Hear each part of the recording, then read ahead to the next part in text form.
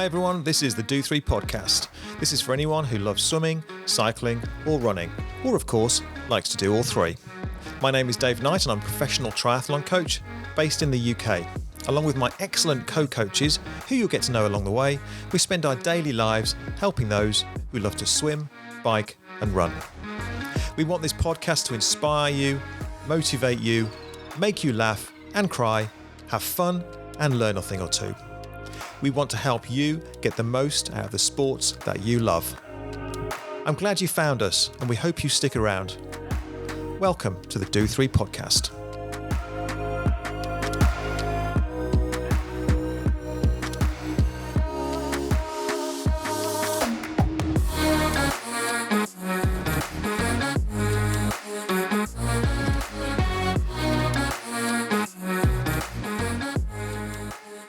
Hi everyone and welcome to episode 3 of the Do3 podcast.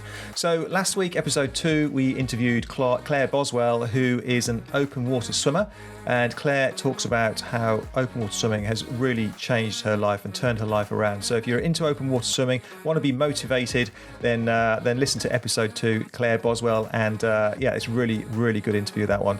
So this week we are doing a coach's Q&A, and we're going to be answering a load of questions that have been sent in to us via social media and through our own Do3 network.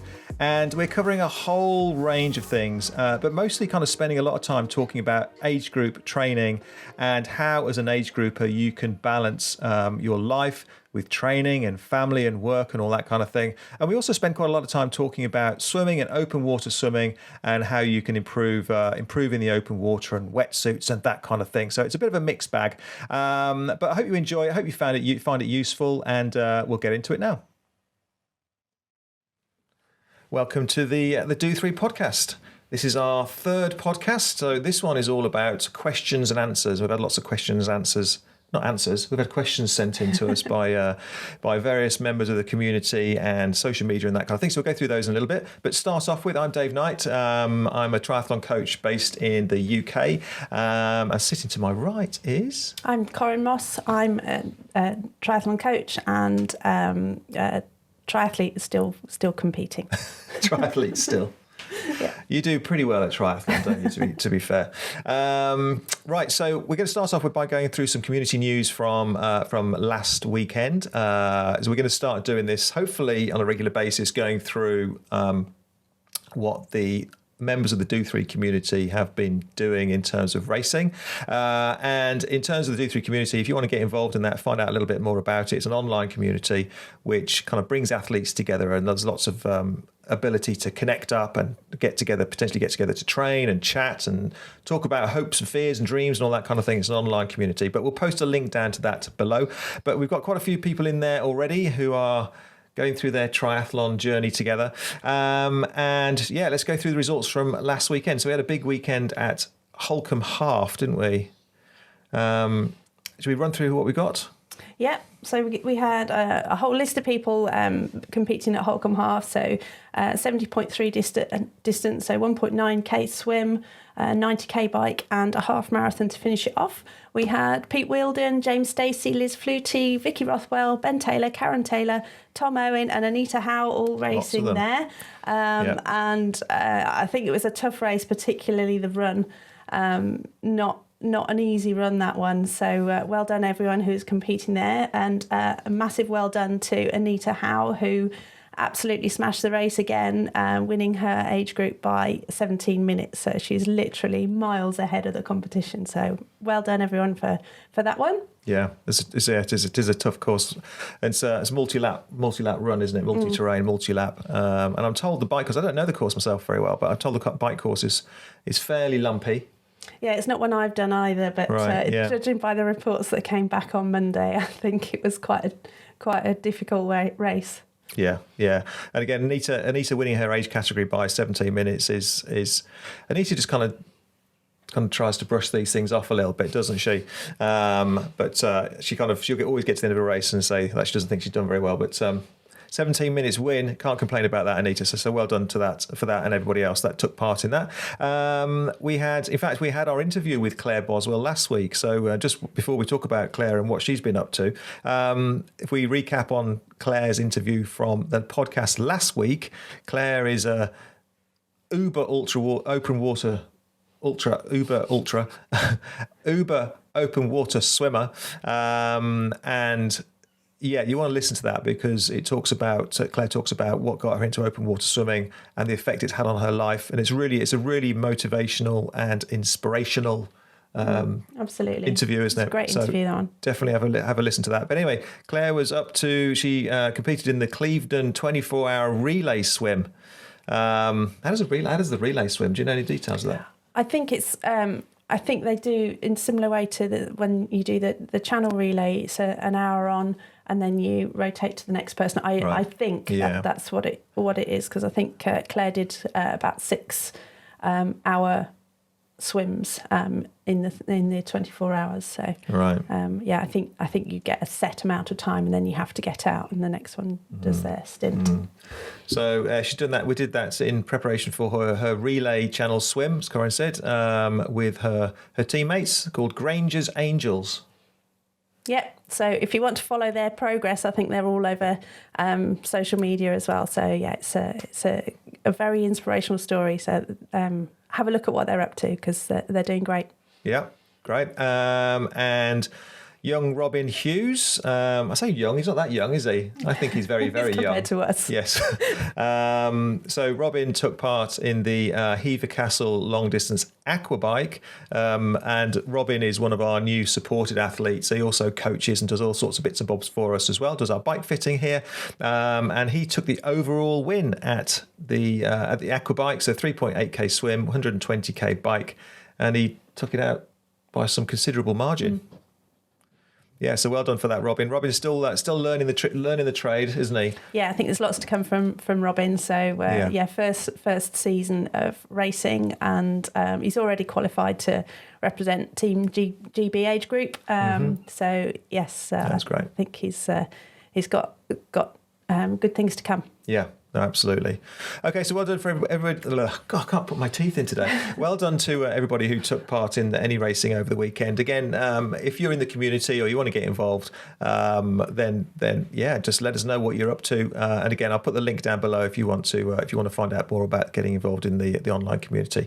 Right, so let's get on to the main part of today's podcast, which is all about coaches' questions and answers. So we've asked people to send us in various questions across the various platforms and social media and through the network and that kind of thing. So we've gathered all those together. We've had a brief look through, but we're going to try and wing. We're doing more than winging it, aren't we? But we'll see how we get on with these. It's kind of a really mixed bag of questions. So we've broken them down into categories. The first one is new try. So it's about more general triathlon questions, and then particularly people who are new to the sport. So shall we start rattling through these? Yep.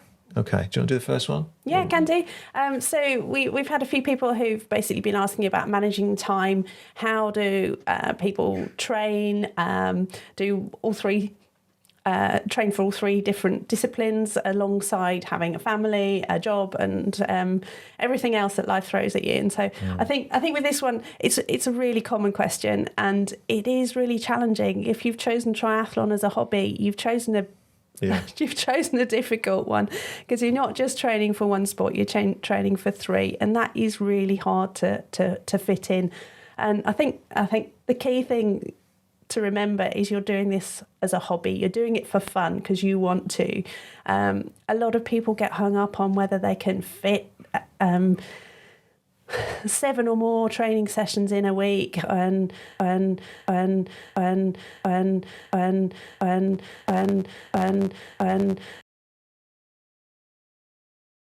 get up at sort of 8-9 o'clock and do your training, then put your feet up for a bit, and then do another training session late in the day.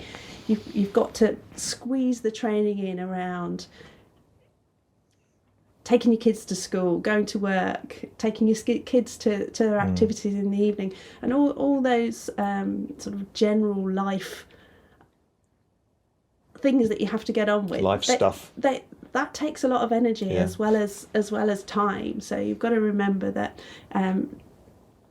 the training that you do, you're already going to have had a lot of energy sapped. So don't push yourself. Don't think that you can push yourself as hard as somebody who's not working, who's retired, or who's working part-time or whatever. You've got to find the right balance for you. I think, Dave, you often talk about the cake or the slice of pie. Yeah. Do you want to? Yeah. So, people, you only have so much energy to give, and you've got to really try and keep your life in balance. And what I mean by that is, I always think about the cake. There's 100% of a cake, and you don't have more than 100% of that cake. If you try and find an extra 10%, so then you start getting into difficulty and causes kind of stresses and strains and things. Probably not explaining it very well, but it's about keeping things in balance between your family, your work, and your training, and really trying to keep an overview of that, because you only have 100% of your time to spend. People try and crowbar extra things in, and it just results in kind of stress and poor training on the training side, or lack of rest, or family issues, or work quality drops, that kind of thing. So you really do have to think about it carefully. I think the recovery is really important. It's something that probably you and I are not are guilty of as well. It's trying to squeeze so much in that you don't get the recovery in, and the recovery time, so the sleep, the rest time, the day off or days off is when the real sort of when your body sort of rebuilds, and I can't think of the word, when all that training sort of all the adaptations happen, is when you're resting, when you're sleeping. So if you cut the rest short and cut the sleep short, your body's not able to make those adaptations, and you won't be able to sort of build and get stronger. You'll plateau or even get weaker. So sometimes it may be that if you've got 3 swims programmed in a week, 3 bikes and 3 runs, that's an awful lot to fit in. So maybe you dial it back and you just do 2 of each, but you get more rest. And quite often we find that some athletes who are have got full-time jobs, who've got family, or even just because of all sorts of commitments, they need to actually do less training rather than more to get better. Yeah, no, absolutely. I was just about to say that, actually. Yeah, I mean, some people think, there's a tendency to think that more training is always going to be better than less training, but actual fact, some people will get better adaptations by doing less. I mean, there's some professional athletes who'll be doing 30 hours plus. There'll be some professional athletes who'll be doing mid-teens a week worth of training. And it doesn't necessarily mean the one that does the more training is going to be any better than the one that doesn't. It's finding what works for you. And in terms of actually kind of how do you manage your time, for me it's about making sure that you plan your training and plan it sensibly and wisely in terms of what can you realistically manage. So it's really easy to try and overpitch yourself in terms of what you can achieve. And I do this all the time throughout my whole life, never mind training, but yeah, if you're looking at your week, don't think, I'm going to try and squeeze 15 hours in there. If you're new to the sport, maybe try and even just do 5 hours a week or something like that, an hour session 5 days out of the 7, and then kind of build it up from there. Don't pitch it too high and then be forced to kind of draw it back. It's really kind of wise to try and approach it that way. Otherwise, you feel like you're failing and you're disappointing. You're disappointing yourself, and you're not achieving what you want to achieve right from start, and that's the kind of puts you in a negative mindset, then, doesn't it? So planning it out, obviously, making sure that obviously. Probably don't need me to tell you this, but your family is aware of what you're setting out to achieve, and they understand, particularly if you're doing things like middle distance racing or Ironman or something extreme like that.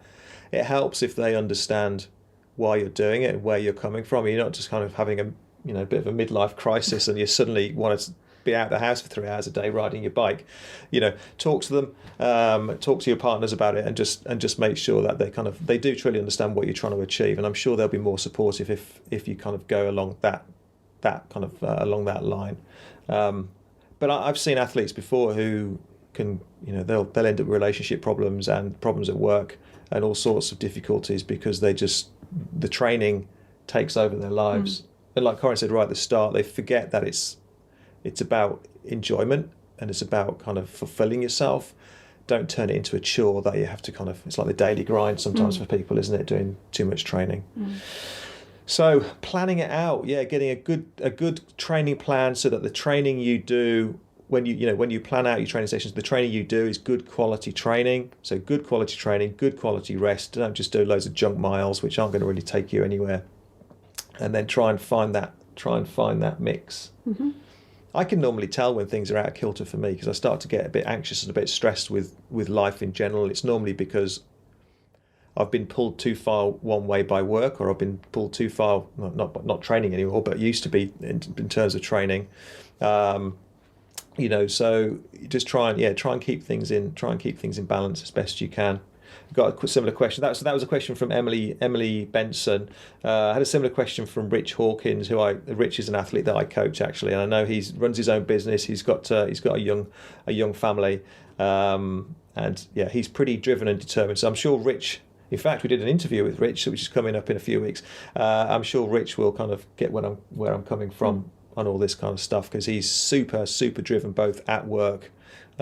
In training, and also has a young family and a really kind of close family. So, well, hopefully that's kind of helped. Is there anything else we need to say on that side of things, you think, Corinne, or we? No, I don't think so. Sometimes you need to sort of rethink your priorities. It may be that, for 1 month you've really got to focus on priorities. Your kids are doing their exams or whatever, and you've got to dial back the training and say, it won't hurt your training long term if you just dial it back for a month. So just sort of think about when you might need to prioritise other things, and don't worry about the fact that you might miss a session or a week or even a month, because you will get it back, because it's sort of the long term sort of consistency which really builds a strong athlete, rather than sort of whether one day you just can't do that session because something's happened and you need to go and pick up the children from school or something like that. So don't worry about missing the odd one here and there, or even a bit more, because sometimes you just got to readdress the priorities and make sure that everything's properly in balance.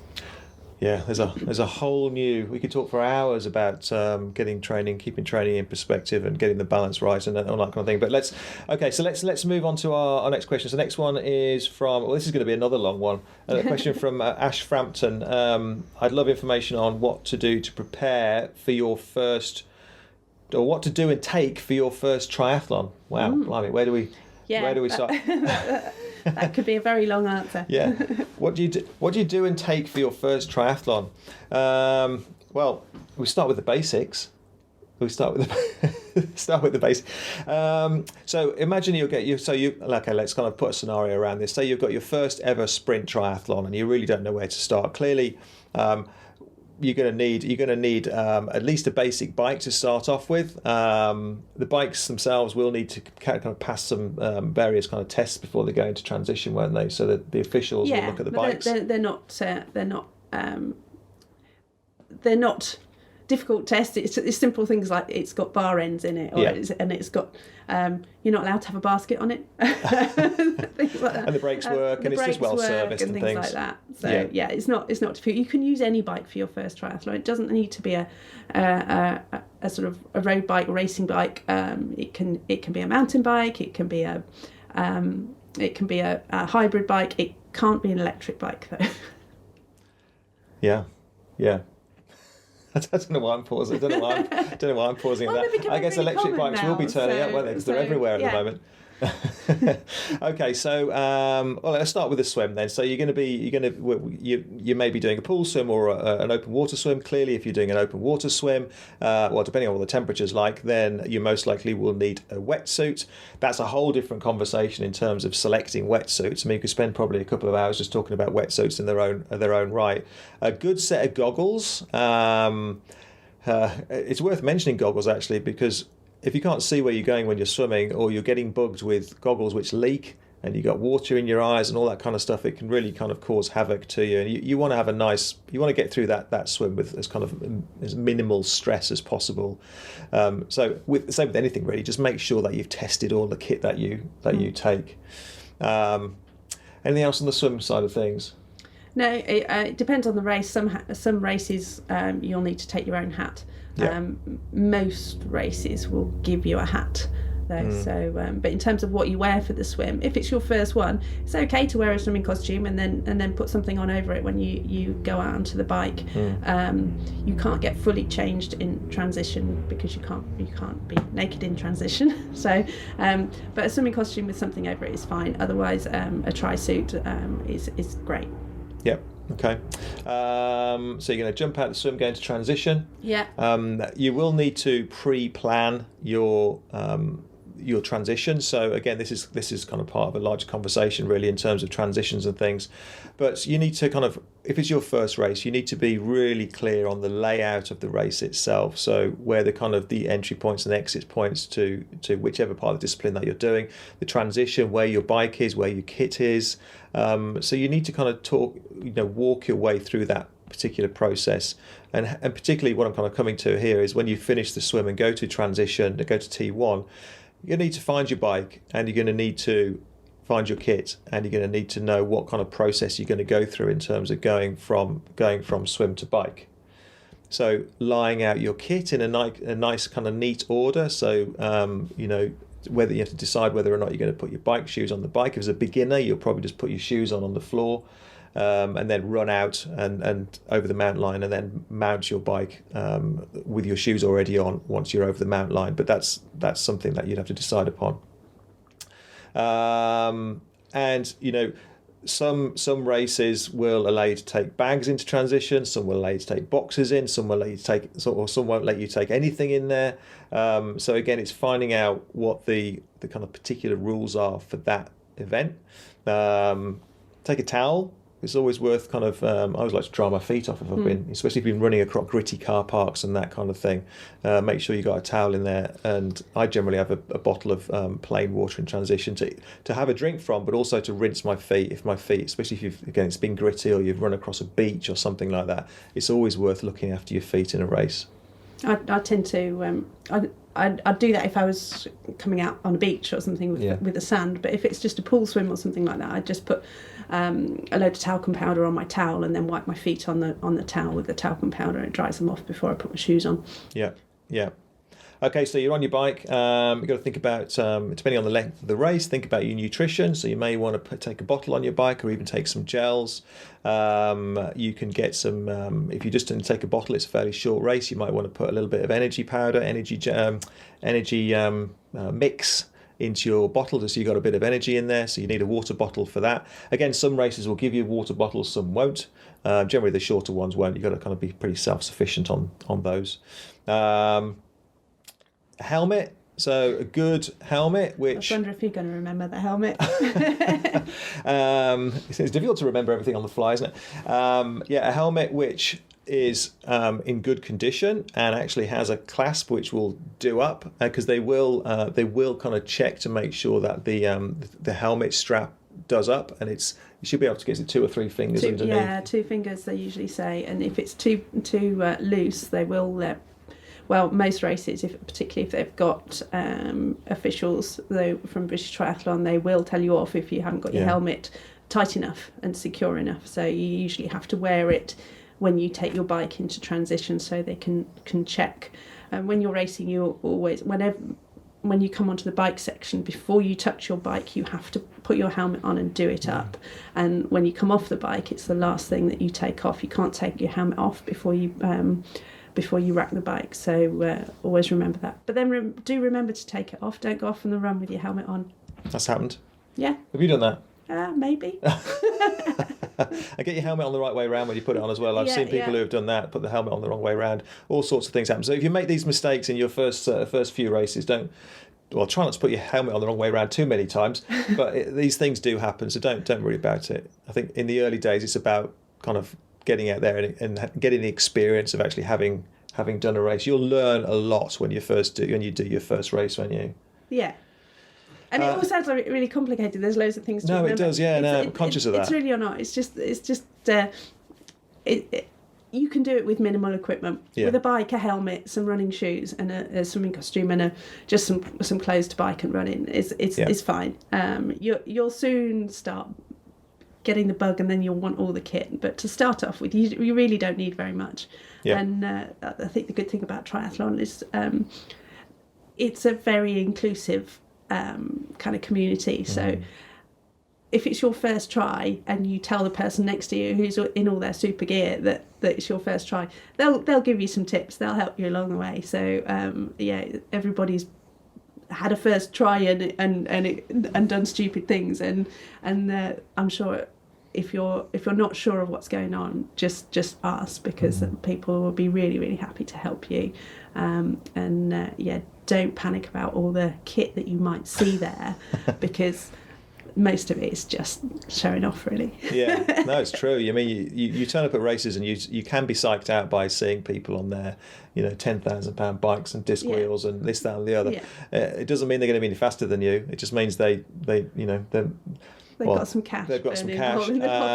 Lots of people have got a lot of gear and aren't as quick as you'd expect them to be. It's probably the best way to put it. So don't be psyched out about that. You go there and have fun and do your own thing, and don't worry about other people.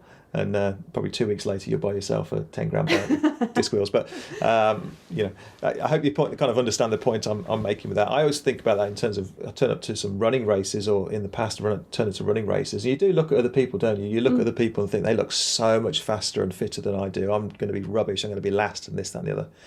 And most of the time you find yourself kind of cruising past, big kind of ripped, athlete-looking people, and then you get overtaken by somebody who's kind of looks like they spend most of their lives in the pub. You never quite know who's going to be capable of doing what. So I really try not to get too concerned about what other people look like. Yeah. You mentioned just go back a few steps. You mentioned bike shoes and whether you put them on your bike or not. If it's your first try and it's a sprint try, you're fine wearing trainers. If you don't have to have the proper cycling shoes and be clip-in pedals and all that. If it's a short distance try, you'll probably be quicker actually riding in trainers, jumping off your bike and then running straight out of transition, rather than wasting time changing your shoes, because it's only a short event. So you don't worry if you're not riding a bike with clips-in pedals and cleats and things. It's really not an issue. Just riding trainers if you're happy doing that. Yeah, no, it's very true, very true. What have we got? We did the bike, we've done the swim, we've done the bike, we haven't done the run, have we? So you'll be coming back in transition, jumping, obviously swapping from bike to run. Run's next, isn't it? Bike to run, and it's quite straightforward. The running side of things, you just put your running shoes on, and you're pretty much straight out at that point. There's not a huge amount else to kind of worry about in terms of going from bike to run, especially if you're a newbie in a short race. Not a huge amount to think about there. Just think about your laces, so you can get your shoes on nice and quickly. You're not fumbling around and trying to undo your laces which you haven't undone before or something like that. Elastic laces are great. Yeah, you can get elastic laces, which means you can just pull the shoe open and then slip your foot in. But in terms of, I mean, you mentioned the question there is what do you do to prepare, and I've mentioned it before. Just make sure that you know the route. You've had a look at the course and you kind of know whether it's hilly or it's flat on the bike and the run. And again, the rough layout of transition and where you're going to go in, where you're going to go out. And I always think it's worth visualizing what you're going to do. So one of the things we do with our athletes is tell them. It sounds a bit corny saying this, but it really does work. Kind of, you can lie in bed the day before and kind of talk yourself through the race in your own mind. So visualization. So have a look at the layout and think about the path that you're going to take, and also think about how you're going to deal with any issues that might go wrong. What are you going to do if you get a puncture, or what you're going to do if you're suddenly about to jump in and you've forgotten your goggles. All these little things. Just think about a few scenarios and kind of almost practice them in your head, what you're going to do, because if they happen, then you've kind of half practiced it in your mind beforehand, and it will kind of take a little bit of pressure off you. So it's definitely worth thinking things through the day before. And always bung some spare bits and bobs in your bag, like spare goggles in People case always have spares, don't they? Your goggle straps break or something like that before Yeah. the race. So, thinking it through sort of in your head is a really good tip. That works really well. Just thought of another thing. Oh, in terms of preparation, practice transitions. It's something that people generally don't do. But it's really, really good practice to incorporate some brick sessions in your training. So you do a bike and then you run immediately off the bike, because otherwise when you come to your triathlon and you've practiced, you've trained for your bike, you've trained for your run, you've trained for your swim, but you've never put them together before, and that run can really hurt when you get off the bike if you've never practiced it before. So do, every other week or whatever, do run off the bike. It doesn't have to be a sort of long run off the bike, just 10 minutes or something like that, nice and easy, just so you get used to the feeling of running immediately after getting off your bike. And practice the transitions in terms of, when you're doing those brick sessions, lay out your kit as you are going to in the race, so you can see how easy it is to get your trainers on with whatever laces you've got on, or whether you what order you put things on your towel next to your bike and things. So just give those things practice, because you can buy yourself a lot of time by having a quick transition. You can get a minute off your transition easily, but getting a minute off your run might be a lot more challenging. So it's really worth practicing transitions before you do a race. Yeah. Okay, so next question then from Sarah Park in Nichols. General advice about beginners tri training and confidence building, and just give it a go. Well, we've kind of covered some of that there in what we've just been speaking about. Really, you do have to just kind of get stuck in sometimes, and you can think about entering a race for a long time and keep on putting it off. But as we've just spoken about there, you just got to give it a go, and obviously, go through the things that we've just spoken about. So just trying to keep it simple, get your kit lined up, know about the course, and just pre-plan it all. And confidence building, I think, confidence is something that will come with time and practice, and just kind of, you won't improve your triathlon confidence unless you do give it a go and you get stuck in and you make some mistakes and you correct them the next time. But the good thing about triathlon is you will always get to the end, and you will always say, oh, I could have done that better. I could have got my shoes on quicker, or I could have pushed a bit harder on that hill, or I could get a bit better at going around corners, or whatever it may be. And then you improve those things, and then that's when confidence starts to come, because you can start to see progress and you start to move up through the field. And what I've always kind of used to do in the past is look at where I used to come in my age group, in terms of where my position was in my age group, and also this is a bit kind of geeky, but it's worth doing it, what your percentage of your time is compared to the age group winner, because if you get closer in percentage time to the age group winner, it's another way of gauging progress. And if you're making progress, then it will make you feel more confident, and you'll feel like you're moving forward. And that's the point I'm making, really, is just kind of doing whatever it takes just to kind of make you realise that you are actually getting better at what it is that you're doing. You've just got to get stuck in, haven't you? And find a race which, if it's your first one, find a race which is straightforward. It's a pool-based tri, for example, and it's it's straightforward. It's in your local village, and it doesn't matter. Like we said before, it doesn't matter what kind of bike you use. Just get in there and give it a go. I mean, we live near Stratford-on-Avon, and they have Stratford Triathlon and Warwickshire Triathlon a couple of times a year, and they go along the main road between where I live and Stratford, and we see them kind of coming past, and you're seeing people, and it looks like, I'm almost certain it's their first one, and they're in their baggy t-shirts, they're in their baggy shorts, and they're on their mountain bikes, but they're out there doing it, aren't they? They're out there giving it a go. Yeah. So you got to get the entry in. And they're generally the ones with the biggest smiles in the race photos afterwards, because the sense of achievement when you do your first try, I remember when I did my first try, and I think Sarah's mentioned about starting in your 40s. That's really, really common. I did my first try when I was 39 in the run up to my 40th birthday. And I remember the week after that first triathlon, I was still bouncing off the walls because I just couldn't believe that I'd actually done it. And I'd finished the race. The last two miles of the run, I stupidly did a half Ironman for my first one, and I really didn't.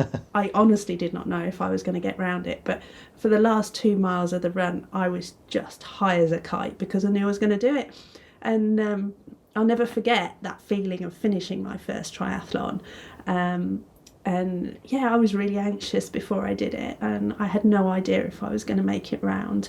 And but I did, and that was it. Once I'd done one, I was completely bitten by the bug, and then the rest is history. But if you're feeling particularly anxious about it, find somebody to do it with, or find a group of mates and have a go together. I mean, if you're really worried about it, maybe do a relay in a group to start off with, to just be involved in a triathlon and feel what get the experience without feeling the pressure of having to put all 3 disciplines together. So do a relay, find a group of friends and do one together, a nice easy local one. A lot of events do like a super sprint or a sort of fun try where it's very short distances, but it gives you a chance to have a go. And yeah, don't worry about what age you are, what size you are, or what experience you've got. It really doesn't matter. You get people starting triathlons at all ages, and you've got people in their 80s and 90s who are doing triathlons. It's just crazy. And say, as I said before, it's really inclusive. So don't feel as though that you're worried about you're not going to look the same as everybody else, or you're not going to be fast enough, because you can bet your life that the person who comes in at the end of the race gets a bigger cheer than the person who comes in first. They do, actually, don't they? Yeah. That's so true. That's so true. And Sarah also mentions about kind of beginners try training. Well, if you're new to it, if you're brand new to the sport, it's worth just trying to keep things simple. Maybe just do, even if it's just literally one swim, bike and run session a week, and just plan those sessions out, what you're going to do during each of the sessions. As you get further into it, you can maybe add a little bit more training if you've got a bit more time, and then again, just keep it simple, 2 of each session a week, for example. And then as you start getting a little bit more into it, you might want to actually start looking for a specific sprint training plan or a middle distance training plan, or whatever race you're trying to train towards. We run a training program called Do3 Commit, which we have a squad version, which is for anyone. It's like a constant ongoing training program, which has got swimming, cycling and running in it. And it's not progressive, but it gives some structure. And for most beginners, it's sufficient for them to kind of get into the routine of training regularly, recording their training, and just getting some kind of structure in there. So yeah, definitely start thinking about getting a training program once you start getting a little bit more into it. But again, just keep it informal in the early days. Don't take it too seriously, like too soon, as we see a lot of people doing, myself included, when I was racing and things. So so you got anything else to say on that side of things? Okay, all right. So that was the kind of general questions there. We're going to move on to swim-related questions here. We'll have to be interested to see how long this takes us, actually, because these questions are going to keep us going for about 6 months, aren't they? So we probably won't be going through them all at this rate. We'll save the questions we don't get to for the next coach's Q&A in a few weeks' time. But right, first question. There's quite a lengthy one here from Helen. This is going to be another multifaceted answer, I think. So from Helen Roach, I come from a running background and started training for my first triathlon earlier this year. Cycling and swimming sessions have gone from 0 to 2 to 3 times a week, following a free beginners online training plan. I now have a painful forearm, which has been diagnosed as golfer's elbow. I think it's more painful after swimming, so think it's swimming related. Would poor form cause this, and how? What would you suggest? And we kind of looked at this a little bit, didn't we, yesterday, in terms of golfer's elbow and tennis elbow and that kind of thing, didn't we? And it's difficult, obviously, it's difficult for us remotely to kind of ascertain what's causing this problem for you, Helen. It could be swimming, it could be something else, obviously, But if it is swimming, and swimming can cause, especially when you're new to it and you're kind of ramping it up a little bit more, can cause aches and pains and niggles and things that you're not used to. Kind of a little bit, some of it's like kind of almost like repetitive strain type injuries, because you're doing something again and again and again that your body's not used to you doing. So it may be related to that. I think it's actually been diagnosed as golfer's elbow. So I'm assuming that you've had some kind of medical advice on that. It could be down to front crawl action. We would have to have a look at you. Is probably the best way to the best way to answer that. So the best thing to do if you think that it might be related to your swimming is get and this is obviously not just for Helen. If you've got aches and pains and injuries that you're not sure if it's swimming related, it might be your stroke. Get a coach to have a look at you, either kind of just visually or even better still with a video analysis system. We have some cameras and things which we put into the water, so we can have a good look and see what's happening underneath the water. And people do all sorts of weird and wonderful things with their for want of a better way of putting it, their body parts when they're swimming. I was going to say their arms, but it's not just their arms, their legs. All sorts of things happen, weird and wonderful things with when they're swimming. And sometimes if something's going a little bit awry, it can cause some issues, particularly kind of, well, elbows, you do get elbow pain, but shoulders particularly, lower back, all sorts really. I think Helen's been diagnosed with golfer's elbow. I don't know if you've seen a doctor to diagnose that or a physio, but certainly if it wasn't a physio, I certainly recommend seeing a physio to look at what rehab you can do for it and how much you need to rest it. I mean, with I've had tennis elbow, which is similar but on the outside rather than, I think, golfer's elbow is on the inside of your arm. And the key things I think the physio usually recommends is ice, rest, and then some rehab to strengthen those muscles to get used to that kind of repetitive action that your body may not have been used to previously, and that's caused the problem in the first place. So allow your body to recover from it and sort of strengthen the muscles that need strengthening, and certainly look at form. So Dave's mentioned we do the one-to-one video analysis in person. We can also do that remotely. So if you're not local to us, I think Helen is, but for anybody else listening, if you're not local, you can send us a video, get someone to video you just on your phone, and we can have a look at that and see if there's anything obvious that might be causing you any issues. It might not even be the swimming. It could be the cycling. I know that this injury can be caused by gripping too tightly. It can be a sort of hand and wrist issue.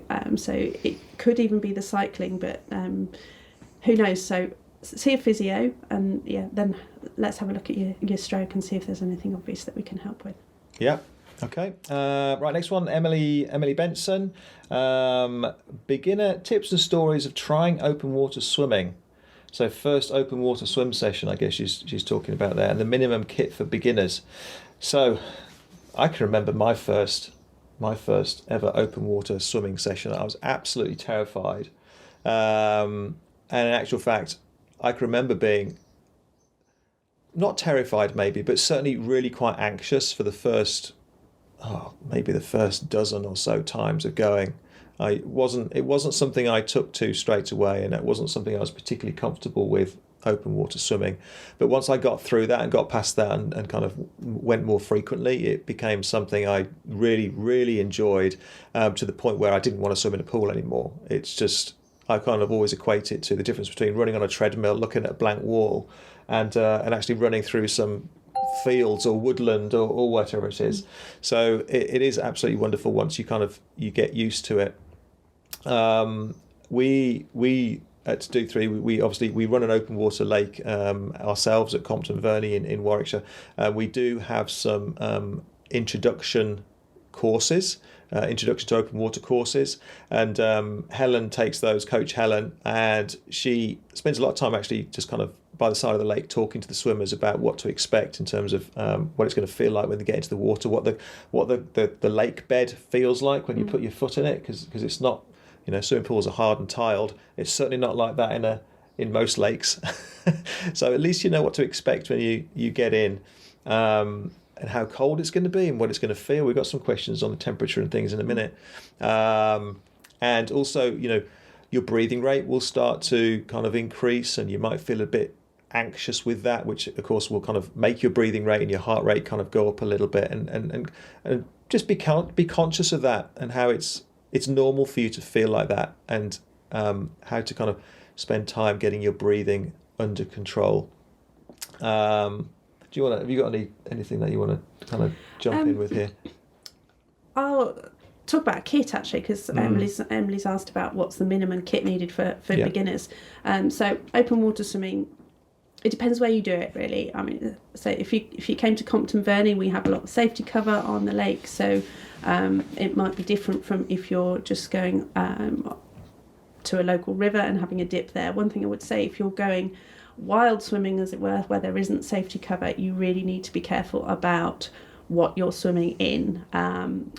Rivers, you need to understand what the flow is going to be like, whether there might be any pollution that you can't see, and whether it's safe in terms of what is underneath the water. So certainly for your first swim, I would go with an experienced group, and there's certainly lots of groups online, lots of Facebook groups, open water swimming, and there's generally local ones as well. If you just type in your county and open water swimming, you'll come up on Facebook with groups, and just pop a post on there saying anyone swimming in this area who'd be happy for me to come along.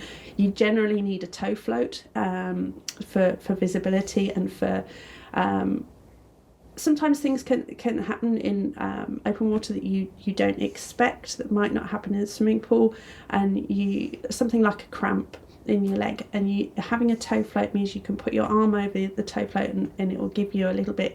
It's not a life-saving device, but it will give you some support to enable you to float and kick your way back to the edge. So a tow float's a really good idea. It means that people can see you as well. If you're on a river and there's rowers about or whatever, they can see you a lot more clearly if you've got a brightly coloured tow float. Same with brightly coloured hat. And if you're going to put your face in the water, always wear goggles in open water. If you're keeping your head out, then it's not so much of an issue, but there's all sorts of things in sort of in open water that can affect your eyes, and it can be quite serious. So do wear goggles if you're putting your face in. Don't rinse your goggles in the lake water or river water. Put them on clean, and then basically don't touch them once you're in the water. So goggles, hat, tow float. Wetsuit is optional. Depends on the water temperature and how well you cope with cold water. This time of year, if you're swimming at Compton Verney, the water temperature is about 20 degrees. You don't really need a wetsuit unless you feel the cold particularly. Some people like a wetsuit because it helps with buoyancy. But then, as Dave said, choosing a wetsuit is a whole massive conversation, because depending on whether you swim breaststroke or front crawl, you may find wetsuits more or less comfortable.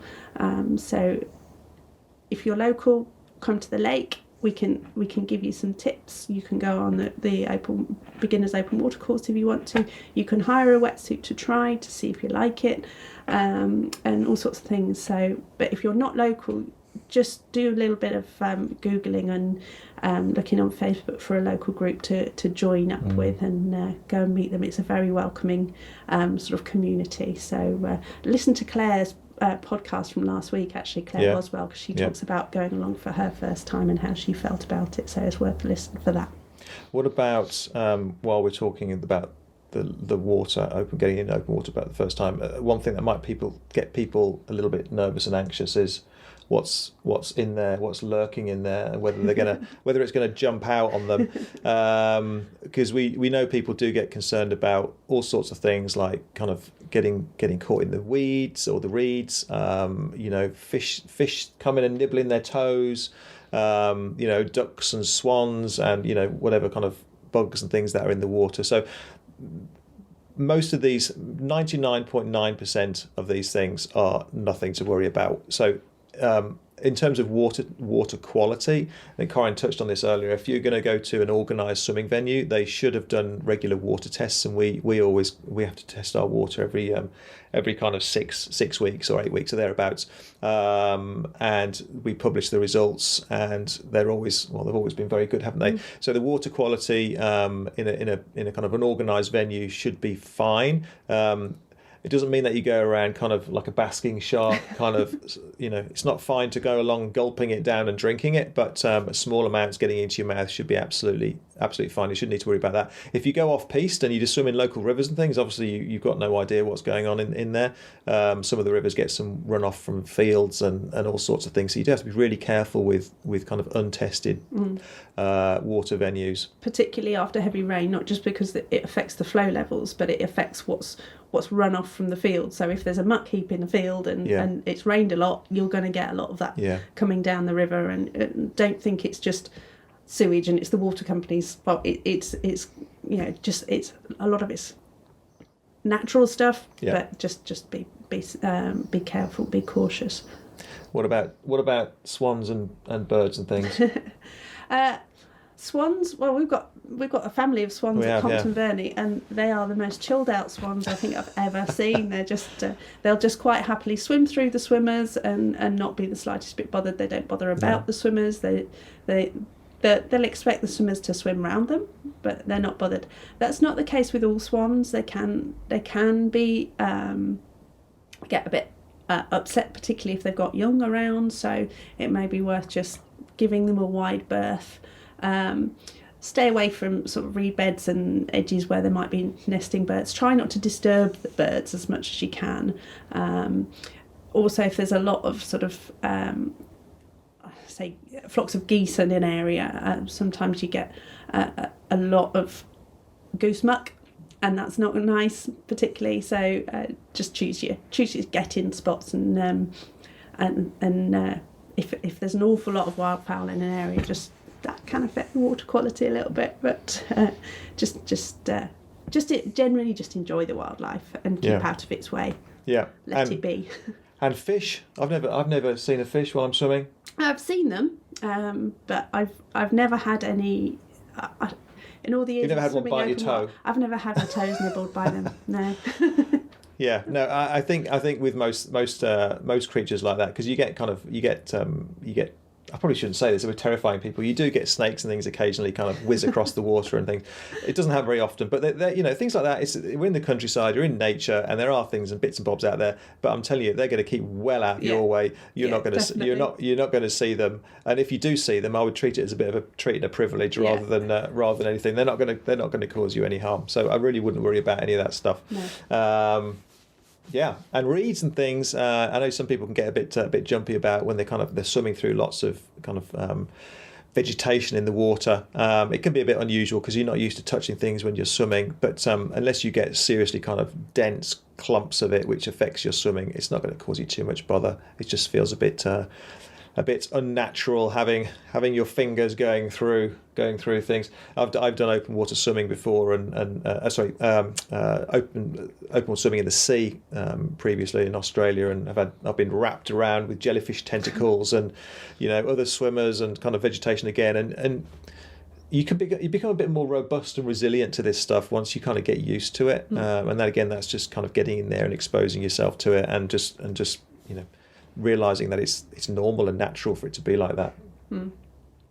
Okay. Yeah. Right. Next one then.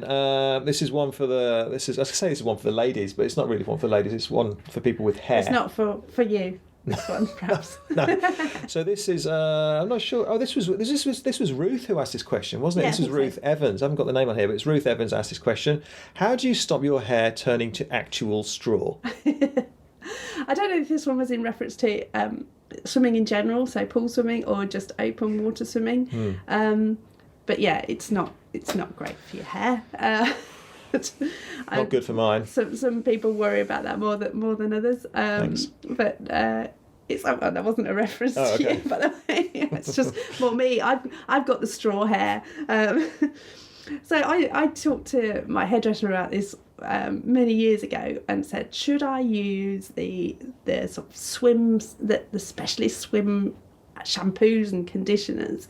And he said, no, absolutely not. He said they're full of even more chemicals than the pool is, and they tend to strip your hair. They're trying to strip the chlorine out of the hair by adding more chemicals.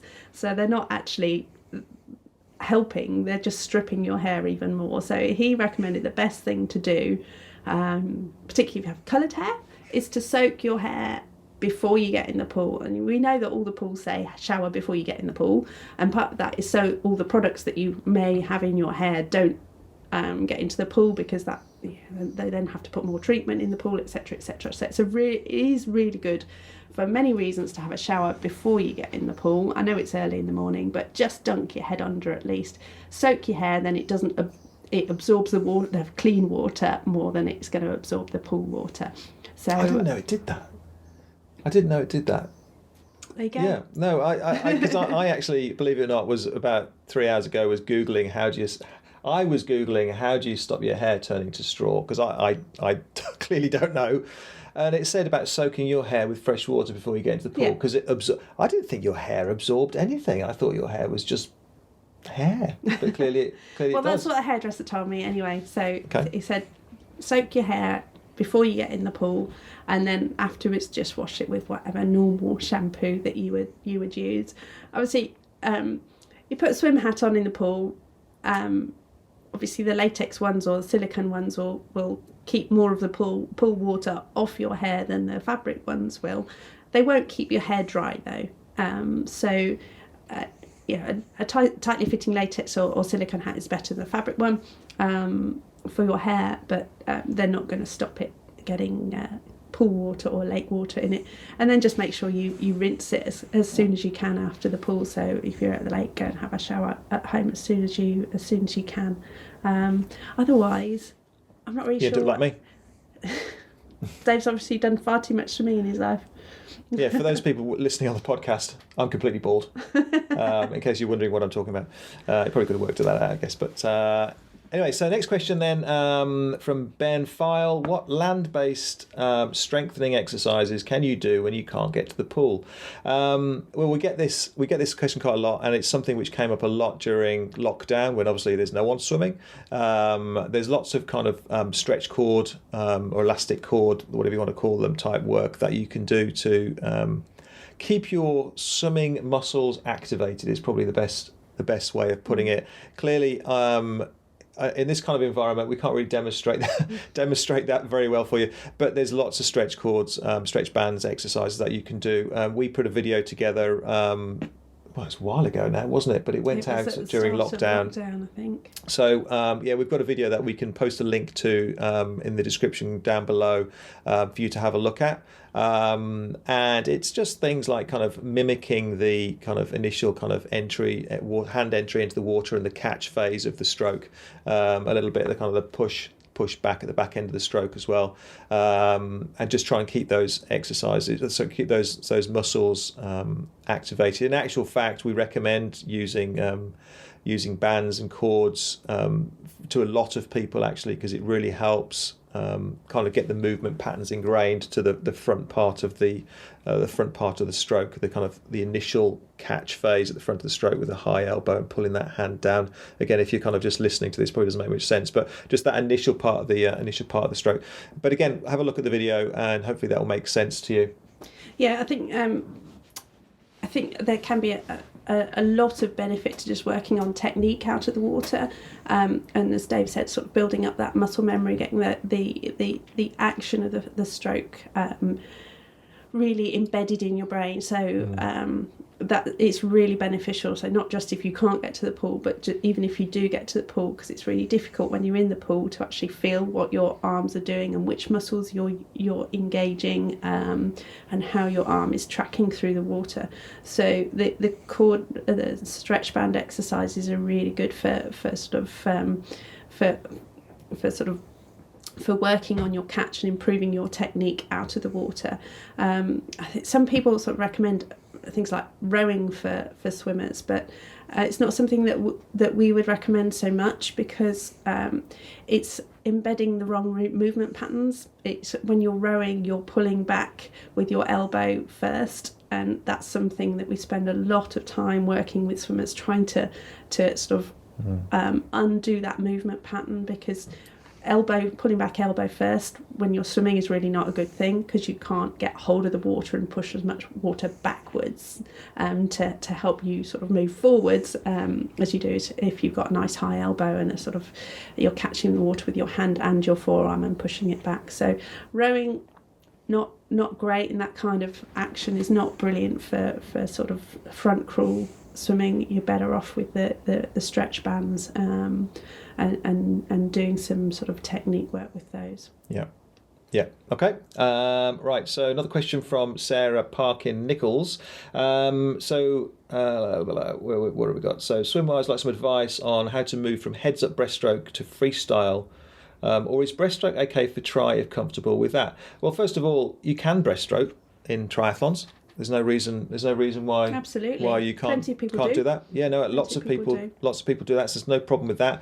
But if you do want to transition from breaststroke to front crawl or freestyle, then it can be quite difficult to do that, especially if you're on your own, because you know, where do you start? What we'd advise really is you either get involved with a coach or a club who can kind of advise you in the process of doing that. I mean, locally around here, we actually run some kind of get into front crawl courses, we call them, don't we? During the off season, so we see a lot of breaststrokers in the open water in the lake who want to do exactly that. So they want to go from breaststroke to front crawl.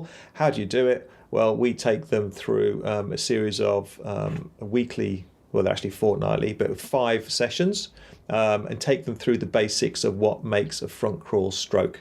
So if you're local to the area, obviously you can have a look on our website and try and find out a little bit more about that, or drop us a comment.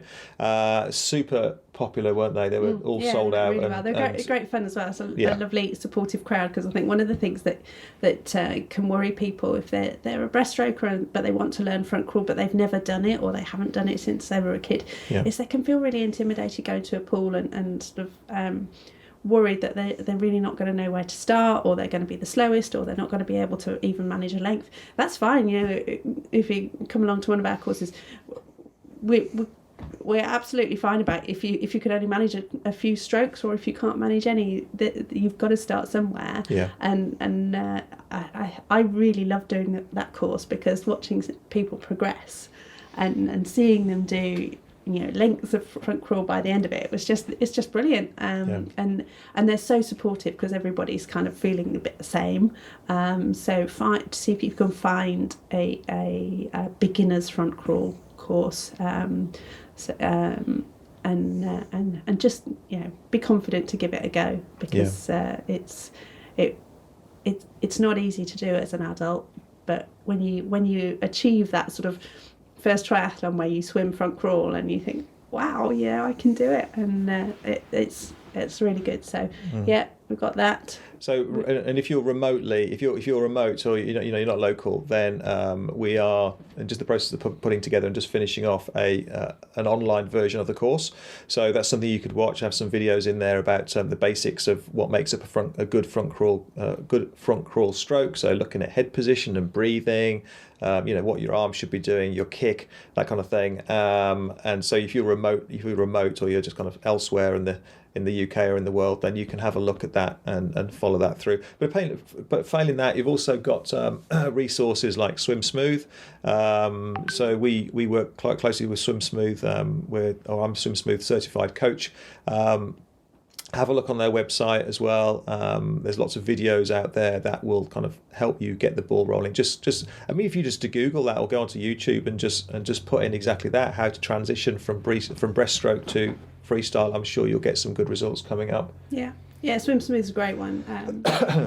There are lots, believe it or not, there are lots of different ways of swimming front crawl, and not everybody swims front crawl the same. So don't get bogged down in having to do it, a particular way. It's pool front crawl can be different from open water front crawl. So if you're an open water swimmer, something like Swim Smooth will give you some ideas of what an open water front crawl will look like, and our course that we're putting together as well will certainly give you some tips on that. So have a look out for those. Our front crawl course will be part of the Do3 community page, so get involved with that, and it should be in there. Okay, and Sarah also asks about water temperature and how long. What does she say? What type of wetsuit to buy, and how do I really need one as someone who prefers skin contact with the water? How long is it safe to stay in open water at various temperatures with and without a wetsuit? Well, we had a quick chat about this earlier, didn't we? And it's different for different individuals depending on your kind of your experience swimming in kind of open water, your body type, and all sorts of things really. So it does vary. So there's no kind of defined time periods. There are, I mean, I've actually kind of pulled up some charts here in front of me, and there are some suggested time periods for you to be in the water for various different temperatures, but it's going to be very different between different people, isn't it? And it can also be affected by how tired you are, or whether you've eaten recently. Your body can react differently to the cold, so it's very difficult to sort of put a time on things. And if you go in for 20 minutes at 18 degrees one week, it might not necessarily mean the next week you can do longer. So just every time you go into open water, just take each session as it comes, and think about if your hands are starting to get stiff and like claws, or if it's always best to go with somebody. Talk to another swimmer around you, and if you're finding you're not talking quite normally, or your jaw feels a bit funny, it's really time you got out, because your body temperature when you're swimming in cold water carries on dropping for up to half an hour after you get out of the water. So if you're cold in the water, that you're still going to carry on getting colder when you're out. So always get out before you start feeling too cold. If you're getting shivery in the water, you really need to get out. So don't sort of put a time on how long you're going to stay in before you get in. Be mindful of how you're feeling when you're in the water, and get out before you get too cold. Yeah, and I just got the information here from British Triathlon. So kind of we give this advice out sometimes in terms just to kind of give you some idea in terms of what the British Triathlon regulations are for wearing wetsuits and not wearing wetsuits. So it's based on swim distance. So there's basically 4 categories. So up to 1,500 meters, you can't wear a wetsuit, or it's forbidden above 22 degrees. In a race. In a race, yeah. And 1,500 to 3,000 meters, it's above 23 degrees, and then 3,000 meters to 4,000 meters or longer, I guess, if there are longer triathlon races than that, 24 degrees. So 22, 23 and 24 degrees. So yeah, that's in the open water and in the lake. That's the kind of temperature where we would start to be saying to people, it's getting warm in there. Be careful about how long you're staying in there in a wetsuit, because you are going to start to overheat. You start to lose a lot of liquid, and you can start to feel quite unwell if you stay in there for too long. Once your core temperature starts to rise too much. On the other end of the scale, similar kind of distances, so up to 1,500 meters, you must wear a wetsuit, according to British Triathlon, in a race below 14 degrees for 1,500 meters, 15 degrees for 1,500 to 3,000 meters, and then 3,000 meters to 4,000 and above 16 degrees. So, I mean, in terms of our experience at the lake, I mean, we have people who swim with and without wetsuits pretty much all the time that we're in the lake. So that's from May to September, and the temperatures can vary. The colder end of the scale can vary from 10 degrees, 11, 12 degrees if we get a cold May, we had it up to 28, 29 degrees, didn't we, in the summer last year. And people will swim with and without wetsuits throughout that entire range. Clearly, if people are swimming without wetsuits down in the kind of the low teens, 10, 11, 12, 13, that kind of temperature, then we do have to really keep a close eye on people, especially, well, we have to keep a close eye on them anyway, but especially if they are not experienced in doing that kind of thing. Yeah, usually with the sort of early season when the water is cold, and at the other end of the season as well, is if swimmers are looking to go into the lake without a wetsuit, we would have an extra chat to make sure that they understood the signs of cold water shock. It tends to be cold water shock as opposed to hypothermia that is the issue. But once you get out, then hypothermia can become an issue as well. So swimming without a wetsuit, those cold temperatures, we do really need to make sure that people understand what they're looking for, and we keep an extra eye on them. You can swim all year round. It's becoming very popular now to swim. Cold water dips are really, really good for the mind and the body, but learning to acclimatise and doing it slowly, gradually, is really important. So if you want to do that kind of thing, it's always worth doing. There were courses at some of the local lakes about how to get into cold water swimming, and I'd really recommend doing some of those if you want to do it rather than just going for it yourself. You can start off with cold showers, or a couple of minutes at the end of a hot shower is really good for acclimatising to sort of cold water. So that's worth a try as well if you do feel the cold. I don't mind saying, not for me. Well, I thought that as well. I when we started swimming at Compton Verney last year, I knew that I was going to be going in the water at the end of April. I'm not very good with the cold, so I did the cold shower thing because I really don't cope well with the cold. And I started off with about 15 seconds at the end of my morning shower, and to start off with, I hated it, I dreaded it, and it was horrible. And I built up to the 2 minutes. I actually quite enjoyed it by the end. It's quite invigorating, and I think that's what people get out of the cold water swimming. So yeah. It's a lot better than you think it's going to be. It did make getting in the lake in April a whole lot easier than it would have been without, I think. We do hear stories of swimmers who will be swimming through the winter and picking ice off the surface of the water. They can't get in because the ice is in the way, and no, not for me. Not for me. Thanks. But yeah, some people like that kind of thing. So okay, next question. Then a bit of a change here from Neville Johnson. Can you give guidance on expected maximum heart rate for swimming in order to better define heart rate zones? I don't believe using running heart rate zones is equally as comparable. No, you're quite right. So you will have different heart rate zones and max heart rates and thresholds and that kind of thing for different sports, particularly running and cycling. They're quite different. It's normally quite a bit lower on the cycling zones than they are running. Swimming is a little bit closer. Swimming, I would say, is somewhere in the middle between those two, closer to the running side of things, because it's a full body exercise, but they are different.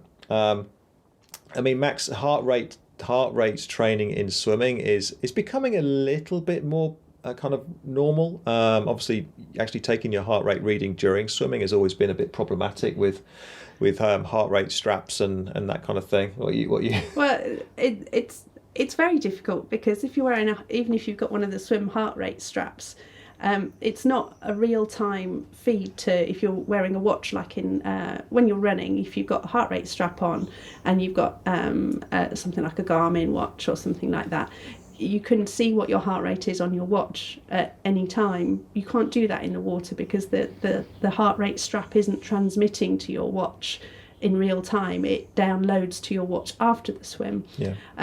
So you can't monitor it, and looking at your watch when you're swimming is not really very clever, because it interferes with your stroke. So that's not very easy. You can obviously get watches that have got optical heart rate monitors in them. They tend not to be very reliable. Not probably good in the pool, would they? No. We use little polar heart rate monitors that go in your hat, which do work quite well, and they feed to the computer. But again, you download them to the watch at the end of end of your swim. So real time sort of working to heart rate zones in the swim is quite challenging. I would tend to go on feel more than heart rates, I think. Yeah, I mean, we've started using heart rate more, and like Corinne says, we've started to get certain members of the squad to use the polar heart rate monitors in their hats, and we can monitor the heart rate during sessions. We use it more just to make sure that the heart rate and the session is progressing as we'd expect it to. We can see the difference when people are drafting, for example. It makes a big difference, the heart rate and the effort level when people are swimming behind each other. So it allows us to kind of monitor what's going on and how hard people are working. We do it's great from a coach's point of view for us to be able to monitor during the session. But for swimmers themselves, it's quite difficult, I would think. Yeah, no, absolutely. We have it on the screen, and when they get to the end of the lane, they can see their heart rate. But it's only their heart rate for that given moment. It doesn't mean that if they've swum a long interval, they're not going to have any awareness of what is done during the long interval themselves. And also the heart rate's got about kind of 20 to 30 second delay on it. So you'll finish a sprint, and your heart rate that you see on the screen won't be your heart rate.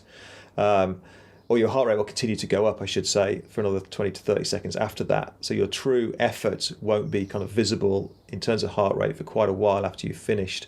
So heart rate can be a little bit problematic and confusing for people in the pool. A more effective way of monitoring your effort level in the pool would be using pacing. So swimming at specific paces. So we generally get the swimmers to do some testing, work out what their threshold pace would be, and then base swim sessions and swim intervals around that threshold pace. And the test we generally use is a normal CSS test. So we'd get them to swim 400 maximum 400 meter effort, then a recovery, then a maximum 200 meter effort, and then from those two times work out the threshold pace, or the estimated threshold pace for that particular swimmer. And say, for example, it is 1 minute 45 per 100. We would then get them training in and around that kind of pace.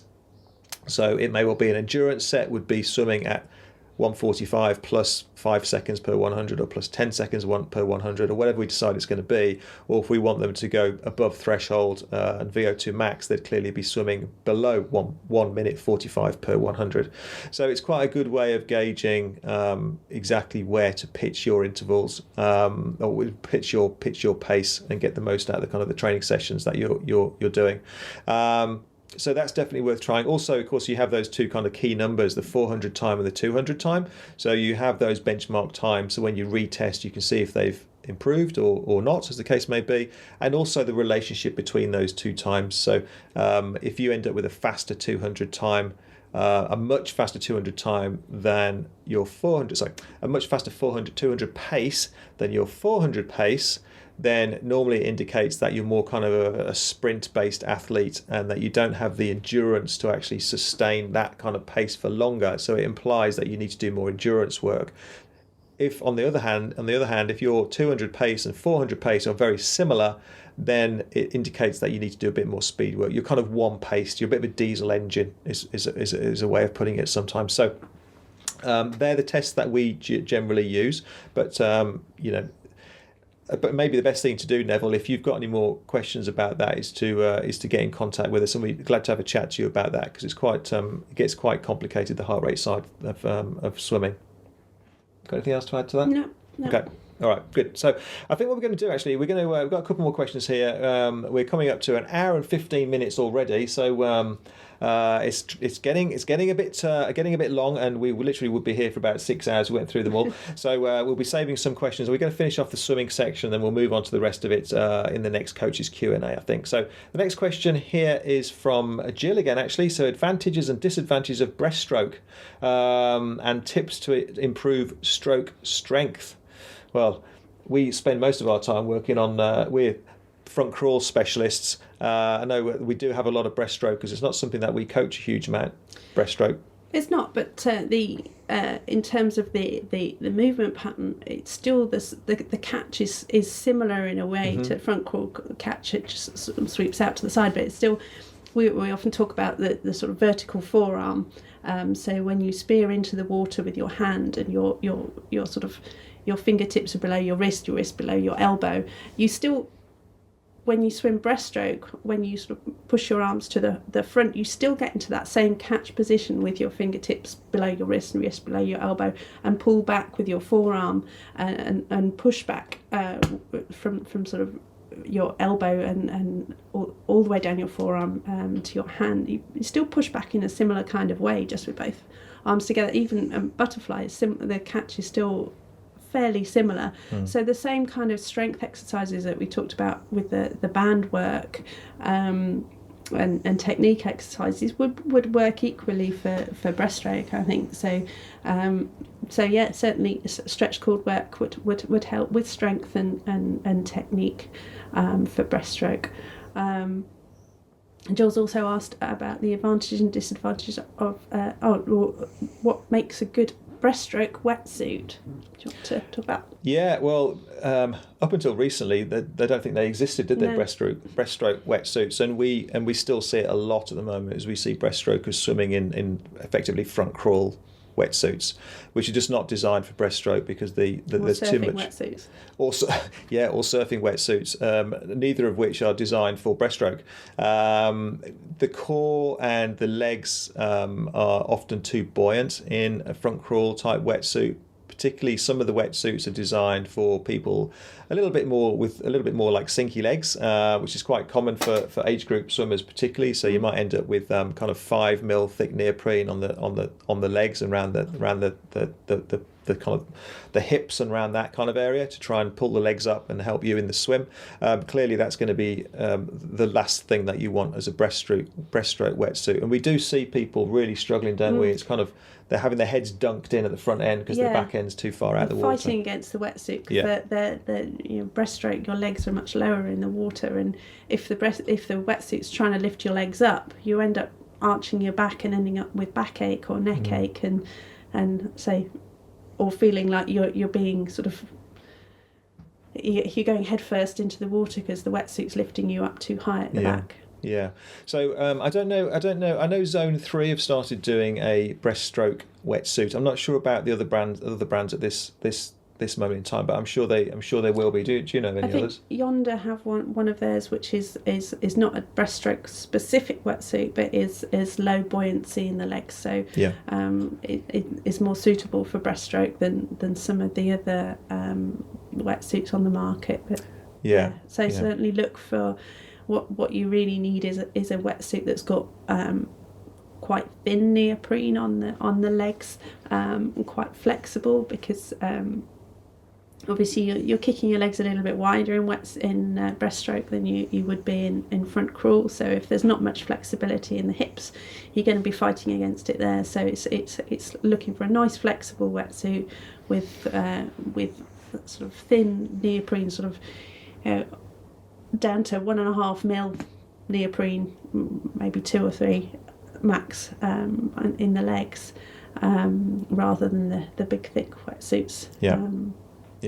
I've got a kind of a printout from Zone 3, one of their wetsuits, and it says the wetsuit is designed to allow an extended range of movement between the legs and across the chest. And again, if the neoprene is too thick in those areas, as it is in lots of front crawl wetsuits, it'll be good for buoyancy, but it won't be very flexible and it won't allow a very good range of movement. So that's, as Corinne says, that's what they've done, is they've made the neoprene thinner across those particular areas effectively. As some normal front crawl wetsuits, so I think it's Hoob actually do a 3-3, so it's a 3 mil wetsuit upper and lower body, and they're designed for people who don't need so much buoyancy, normally I guess more buoyant people, or people who have a better swim stroke, and they sit a little bit higher in the water. They don't actually want too much buoyancy. So if you have a wetsuit like that, it's a 3-3, and most of the other manufacturers will have a similar kind of wetsuit. So even if you can't get a breaststroke wetsuit specifically, have a look at what you've got. Normally they'll indicate on the panels how thick the neoprene is, but effectively you want thinner neoprene on the kind of the legs and on the core and the lower body, where you're going to be moving, have a bigger range of movement. So I hope that answers your question there, Jill. And I think that's it for today. So we've come to the end of our our swim questions and general questions, and we've got thousands of other questions coming in. We love these questions coming in to us. It really tells us obviously what you guys want to know. We want to help you and kind of go through those things that you want to find out a little bit more about. So I hope you found that interesting. If you've got any questions at all, then please send them into podcast@do3.co.uk, or just put a comment down below, or wherever you see this. This is obviously going out as a podcast, it's going out as a video podcast on YouTube as well.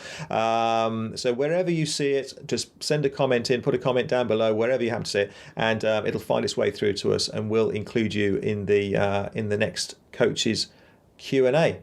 But I think that's it for now. Have you got anything else, Cora? Anything? No? All right. Well, again, I hope you found it useful. Love going through this stuff and helping you guys out. So, yeah, we'll see you in the next one. Bye. Bye-bye. Well, I hope you guys found that useful. Lots of topics covered there, lots of questions answered. If we didn't get to your question this week, we apologise for that, and hopefully we'll get to it in the next Q&A session in a few weeks' time. If you've got any questions you'd like us to answer on the podcast, then please send them in to podcast@do3.co.uk, and we'll hopefully get to those as soon as we possibly can. So next week, we are going to be spending a bit more time covering a single subject, and we're going to be talking about how age groupers can get the most out of their racing and training during having a busy life, children, work, and all that kind of stuff, and how you can maximize your time and still get some good results out of your training. So hopefully you'll tune in for that. But that's pretty much it for this week. If you like the podcast, please, it really helps us out if you share it and subscribe to it and like it and all that kind of good stuff on the network that you listen on. If you're watching this on YouTube, because this is going out on YouTube as well, please ring the bell to say you like the video, and hopefully give us a subscribe, and that will help us too, because it'll allow us to be seen by more people if you do that for us. But I think that's it for this week, and we'll see you in the next one. Take care. Bye-bye.